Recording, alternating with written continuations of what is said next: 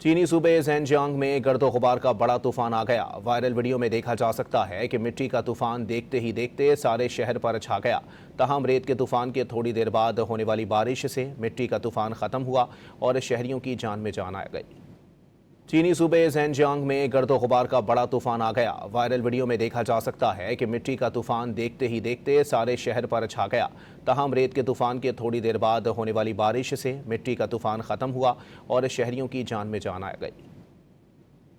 चीनी सूबे ज़ेनजियांग में गर्दो गुबार का बड़ा तूफान आ गया। वायरल वीडियो में देखा जा सकता है कि मिट्टी का तूफान देखते ही देखते सारे शहर पर छा गया।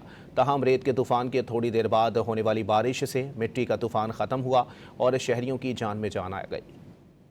चीनी सूबे ज़ेनजियांग में गर्दो गुबार का बड़ा तूफान आ गया। वायरल वीडियो में देखा जा सकता है कि मिट्टी का तूफान देखते ही देखते सारे शहर पर छा गया। तहम रेत के तूफान के थोड़ी देर बाद होने वाली बारिश से मिट्टी का तूफान ख़त्म हुआ और शहरियों की जान में जान आ गई।